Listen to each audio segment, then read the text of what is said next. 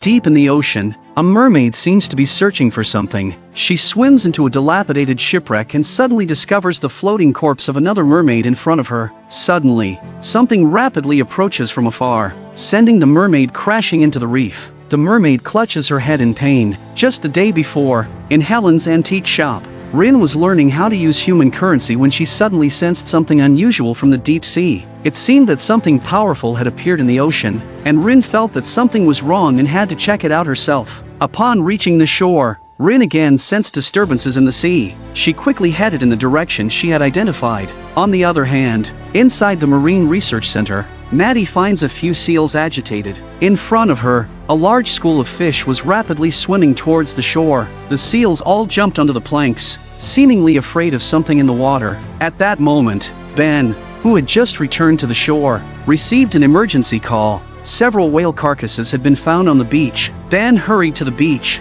Elsewhere, Dale told Maddie that Dr. Alden's autopsy report showed that Alden had died from severe brain tissue damage. But strangely, Alden had no physical illness and had not been subjected to external trauma. Maddie felt a sudden sense of unease. Just then, Dale's phone rang. Upon learning about the whale carcasses on the beach, he decided to go check it out. Maddie, feeling that something was wrong, followed him. When Ben arrived at the beach, he saw Rin, whom he hadn't seen in a long time. Maddie and Dale also arrived at this time. The beach was strewn with many whale carcasses, and Ben was puzzled by the large number of beached whales. Rin believed that something was definitely wrong in the sea, and she had to return to find out what was happening. The next day, Maddie put a tracker on Rin. Rin then leapt into the sea, transformed swiftly, and swam towards the deep ocean. At this time, Maddie told Ben about Alden. She was worried that Ben might also be affected by the siren song and end up in danger, but Ben's mind was elsewhere.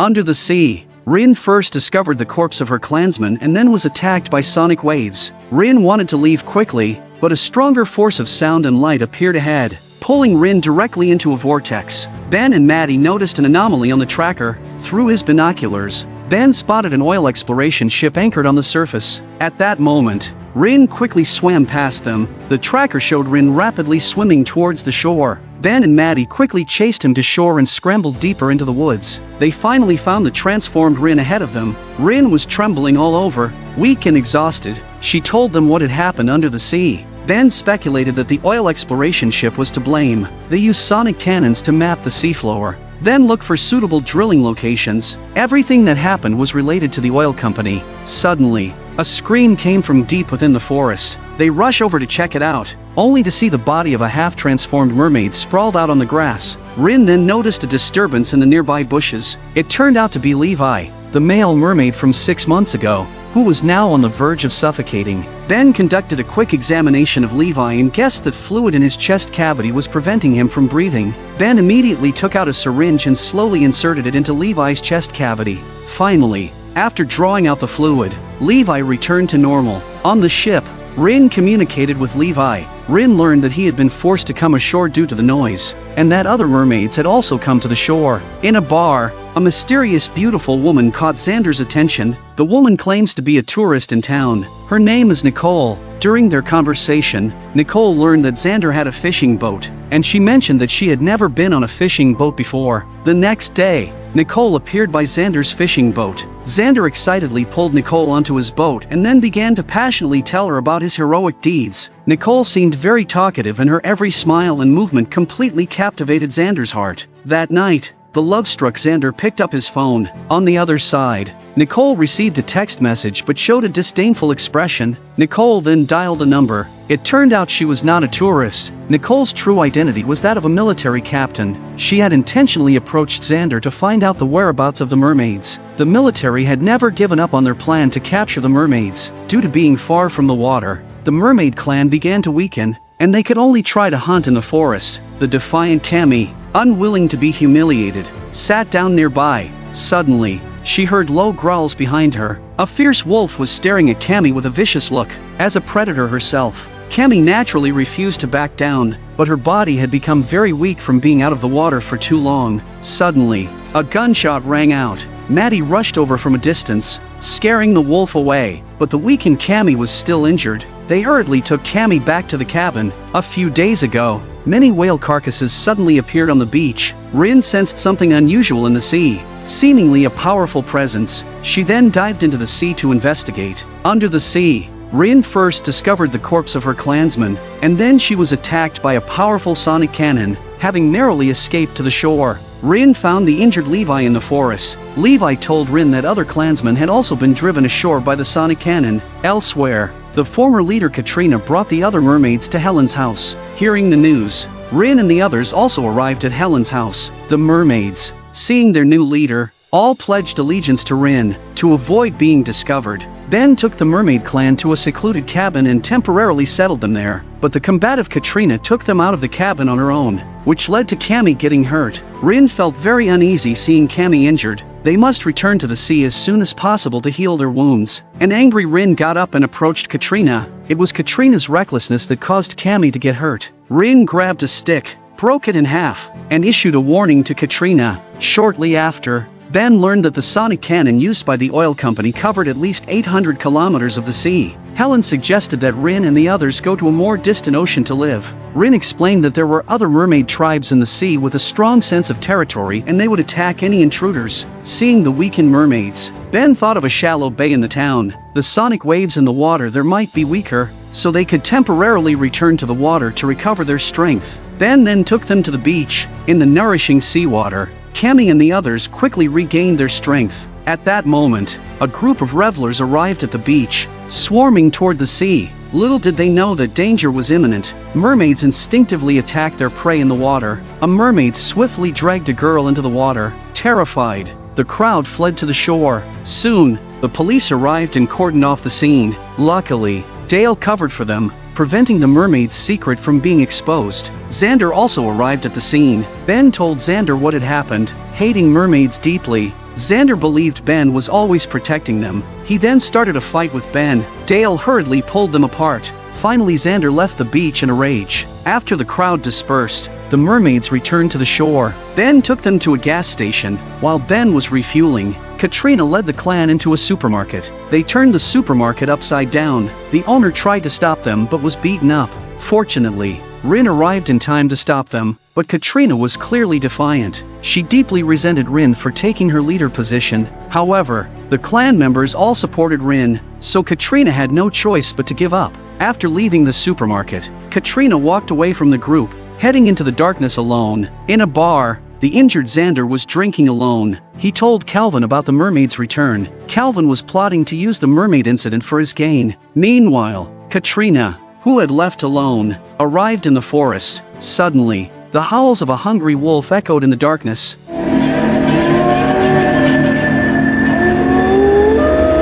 The next day, as the crowd was resting outside the hut, they suddenly all looked into the distance in astonishment. Katrina, covered in blood, was slowly approaching with the corpse of a wolf slung over her shoulder. She threw the carcass heavily in front of Rin. Katrina had proven her strength to the clan and was determined to reclaim her position as leader. Maddie noticed that Rin's skin was starting to peel. Rin needed to return to the sea immediately to recover. If Katrina, who had always coveted the leader's position, found out, she would surely challenge Rin. To help Rin, Maddie went back to the Marine Research Center and found an oversized water tank in the warehouse. Soon, Maddie brought Ben and the others there. They prepared to fill the tank with seawater so that Rin and the other mermaids could enter it whenever they needed to transform. While everyone was arranging the warehouse, Katrina discovered the weakened Rin. Her opportunity had arrived. Ben successfully assembled the water pump, and seawater quickly began to fill the tank. At this moment, Rin was nowhere to be found. Katrina quietly went outside the warehouse,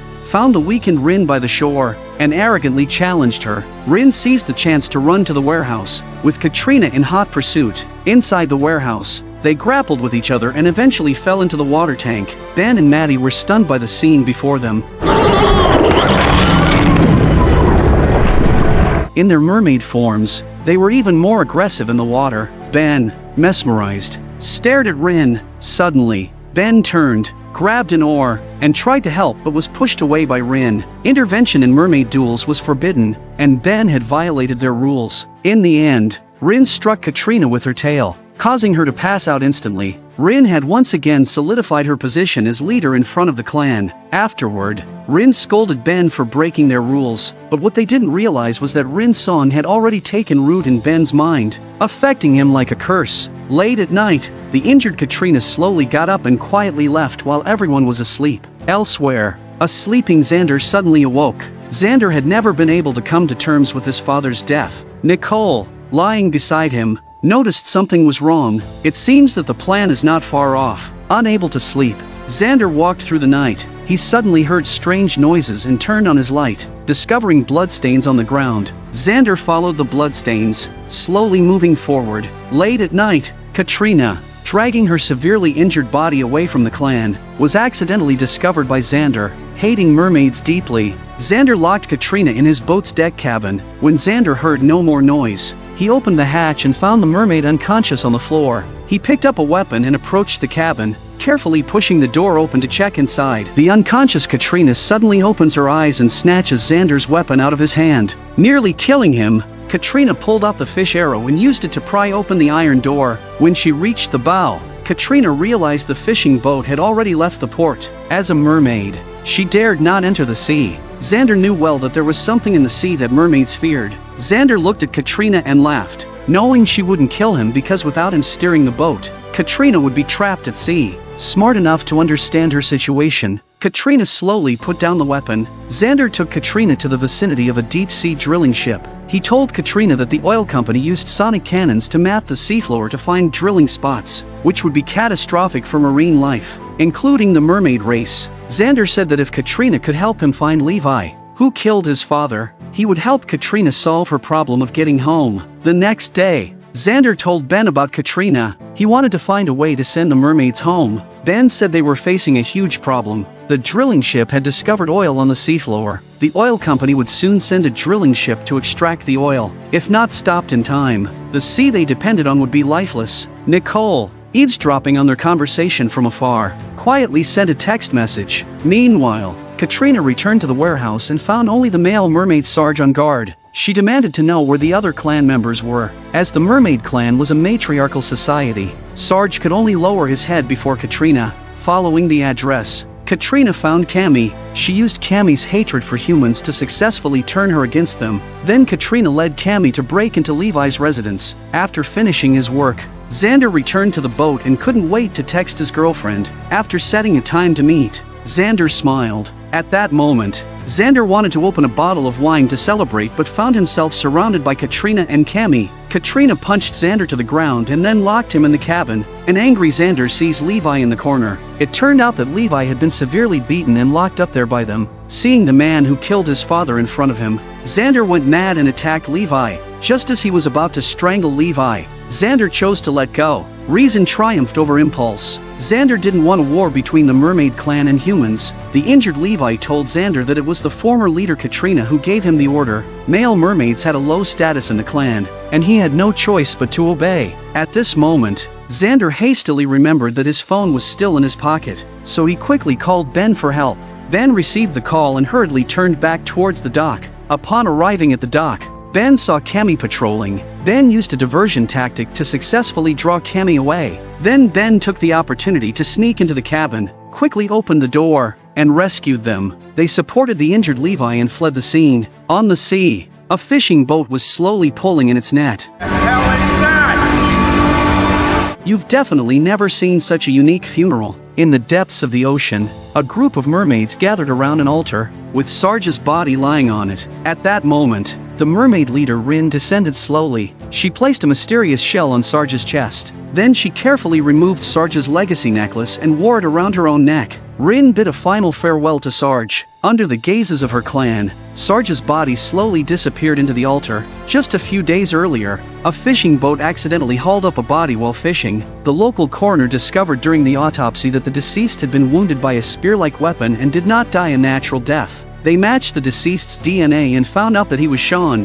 who had gone missing at sea a month ago. The real cause of Sean's death, however, was that he was killed by a mermaid. At that time, Sean was critically injured and didn't survive. Because they couldn't explain Sean's cause of death to the police, Xander had no choice but to wrap his father's body tightly and leave it in the sea. The coroner then reported the autopsy findings to the local police. The police immediately focused on Ben and his 3 friends, as they were the only witnesses at the time. When Xander's girlfriend Nicole learned about this, she approached Rin and confessed everything. It turned out Nicole was with the military, and she had already discovered Rin's secret as a mermaid. She wanted to make a deal with Rin. Nicole stated that she could get Ben and the others out, but the condition was that Rin had to agree to be studied by the military. The next day, Dale suddenly told the group that they could go home. Dale only mentioned that it was an order from the military, and then he let them go. Ben didn't have much time to think. He had more important matters to deal with. An oil company had located an underwater oil reserve and was about to start large-scale drilling.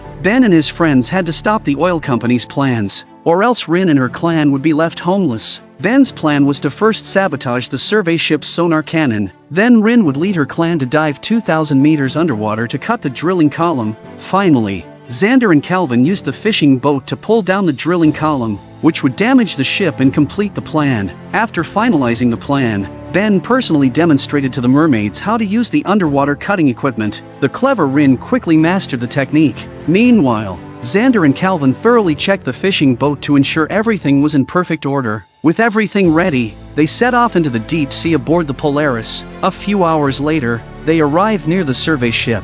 Ben and Maddie had to dive in first to disable the sonar cannon, or else the mermaids wouldn't be able to enter the sea. They took their equipment and swam to the sonar cannon's location, where Ben swiftly cut the hanging cables. The equipment quickly sank into the deep sea and instantly became non-functional. On the ship, after Rin and her group detected the sonar had failed, she led her clan into the sea. Rin soon reached the drilling column and began cutting it swiftly. Meanwhile, 2 other mermaids securely fastened ropes to the drilling column. It didn't take long for Rin to cut through the drilling column, and with the ropes pulling, the column shifted off course. The rapidly spinning drilling column caused the survey ship's rig to collapse instantly. At that moment, the hook on the drilling column was about to come off, and Sarge quickly swam over and blocked it, sacrificing himself. Rin led her clan to bury Sarge, and then they left the area. She had to fulfill her promise and submit herself to the military for biological research. In a giant aquarium, a mermaid was slowly lifted up. She was surrounded by military researchers. The mermaid screamed in pain as she left the water.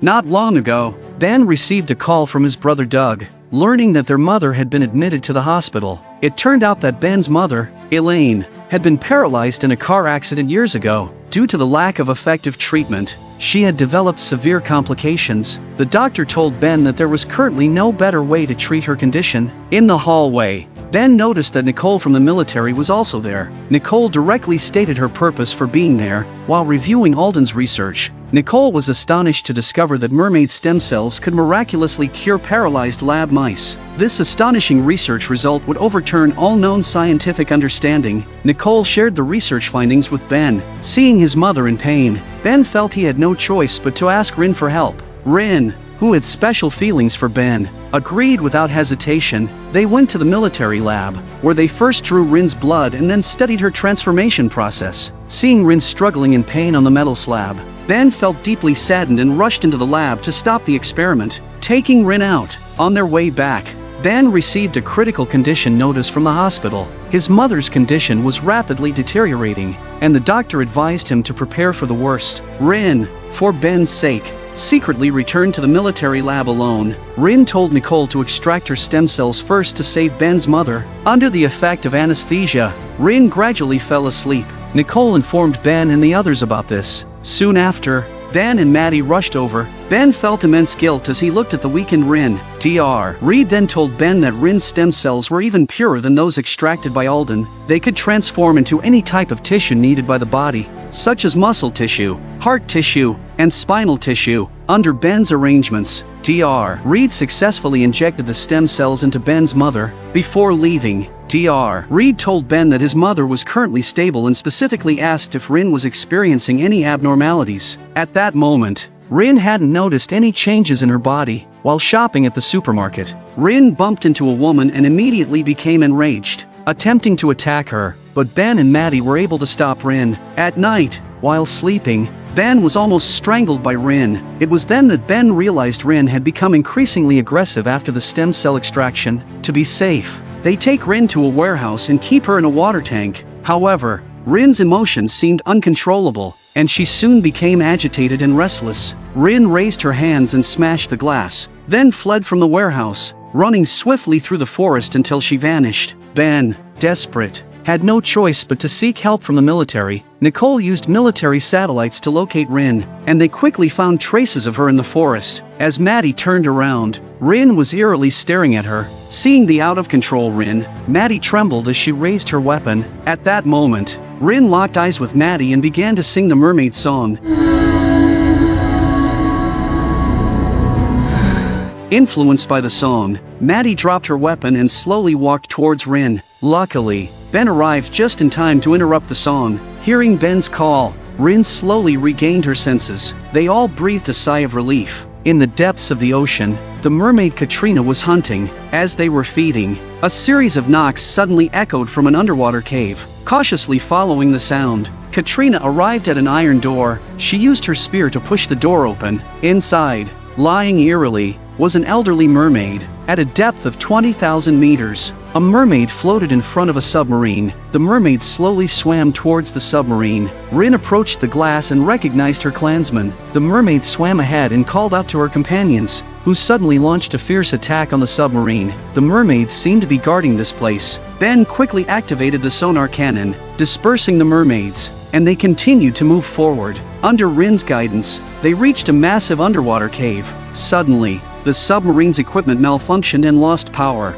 At the same time, a dazzling portal appeared ahead. Rin knew clearly that this was the passage to the origin place. A mysterious force suddenly appeared, slowly pulling the submarine inside. Just a few days earlier, Maddie had found the out-of-control Rin in the forest. Rin began singing the mermaid song to Maddie, who, influenced by the song, dropped her weapon and walked towards Rin. In the nick of time, Ben arrived and interrupted the song, preventing a tragedy. To understand the song's effect on the brain, Maddie and Ben both underwent brain scans at the Naval Laboratory. The results showed that their brains had been damaged to varying degrees. The song affected the prefrontal cortex, the region of the brain that controls reason and emotion. It made people extremely aggressive and could even cause hallucinations. To confirm the song's impact, they recorded the mermaid song and played it for lab mice. The mice became agitated and restless, eventually crashing into the glass. Commander David was astonished and immediately ordered Nicole to investigate the matter at all costs. In a bar,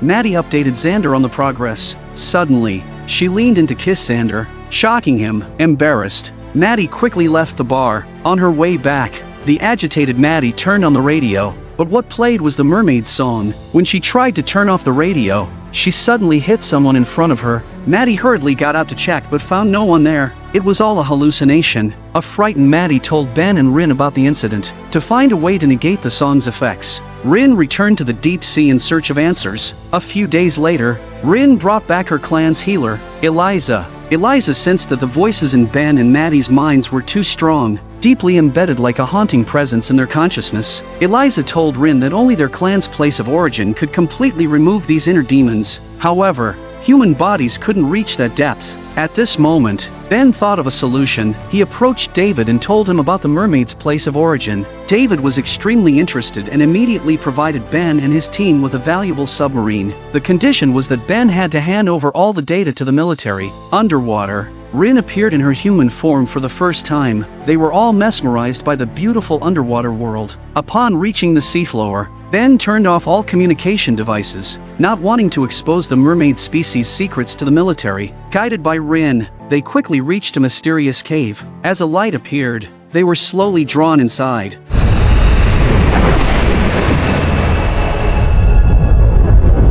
The place of origin, where mermaids were born, was filled with song. These were the voices left by Rin's ancestors, ancient and mysterious. Nicole questioned why they had been out of contact for so long. Ben lied, claiming that they had lost signal due to the depth, and handed over a USB drive containing only the song. Nicole finally let it go. After further examination, Ben and Maddie's brains were almost completely recovered, giving them a sense of relief. However, the Mermaid clan was facing a dire problem. Eliza told Rin that they had found many elderly mermaids in the deep sea. The clan hadn't had a new mermaid born for a long time, and they were facing the threat of extinction. In a sacred ritual, Rin slowly walked towards the bathtub, surrounded by her tribe. Rin stepped into the bathtub, her facial muscles beginning to tremble. Then, with a painful scream from Rin, a fishtail emerged. Not long before, Maddie had noticed Rin's skin starting to glow. It turned out that after mermaids reach adulthood, their skin emits a glow during mating season. Thus, Rin needed to return to the sea quickly to complete the mating process. After bidding farewell to Ben and the others, Rin and Levi entered the sea. Eliza had once told Rin that their species hadn't seen the birth of new mermaids for a long time. If no new mermaids were born, their kind would soon vanish from the ocean. To increase the chances of conception, Rin had to mate with multiple mermaids. A few days later, Rin returned to shore, but she hadn't conceived, as a mermaid's body changes immediately upon becoming pregnant. At that moment, Rin felt nothing. Maddie received a report from the military showing that the harmful substance bisphenol A in the seawater was severely exceeding standards. These substances all came from ocean garbage and plastics. This was the fundamental reason for their difficulty in conceiving. Ben thought the only solution was to use scientific artificial insemination. At the military base, Dr. Logan injected two genetic materials together, and soon the cells began to divide. This indicated that artificial insemination was very successful. Logan then placed the embryo into a container, and suddenly Rin clutched her stomach and fell to the ground. After examining her, Logan stated that Rin's body might have some rejection after the extraction, which was a normal reaction. David, standing nearby, didn't suspect anything. Once they got into the car, they burst into laughter. It turned out they were worried that the military would confiscate the embryo, so they staged a play. Ben took the opportunity to retrieve the embryo. They needed to find a safe place to implant it into Rin's body. Soon, they arrived at a countryside farm. It turned out this place was full of Rin's people, who were waiting here for Rin to start the ceremony. But what they didn't know was that a reporter had secretly followed them. Ian sneaked into the room and recorded the entire transformation process of Rin. Afterwards, Ian quietly entered Rin's room. Seeing the weakened Rin, Ian had a bold idea and abducted her. During the escape, Ian unhesitatingly drove the car towards Ben. In the emergency, Rin hurriedly turned the steering wheel, and the car broke through the guardrail and plunged into the sea. Rin quickly completed her transformation in the water and escaped the car, but Ian was stuck in his seat. The kind-hearted Ben dove into the sea, ensuring Rin's safety before rescuing Ian. A terrified Ian expressed his gratitude to Ben, but such a painful lesson couldn't bring back Ian's conscience. 2 days later, Ian exposed the mermaid incident in the news. Releasing the recorded video, Rin was soon recognized by people on the spot, forcing Ben to flee with Rin. However, this was just the beginning of the entire incident. 2 months later, Bristol Bay, once famous for its mermaid legends, had now become the focus of intense scrutiny because of the mermaids. Since Ian exposed the mermaid incident, the military quickly sealed off the town and dispatched a large force to hunt the mermaids. The semi-mermaids who had been living in seclusion in the town for years were almost entirely captured. They're being held together like prisoners. What awaits them will be endless experiments on living organisms, constantly on the run. Ben and the others always encountered obstacles and had no choice but to attempt to cross the blockade on foot. Deep in the forest, they found an abandoned cabin and, exhausted, they temporarily took refuge there. Suddenly,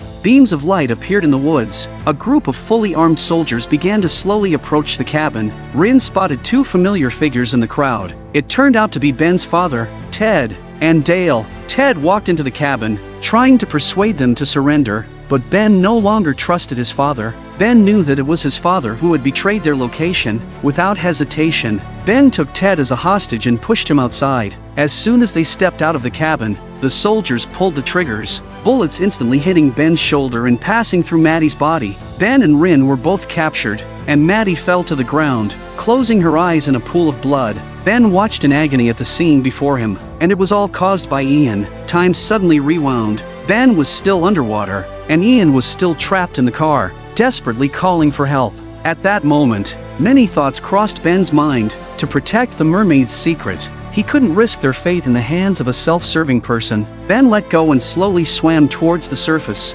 Thus, the second season of Siren concluded. Ted stood in front of a mirror, lifting his shirt to reveal that the gills on his body had started to appear.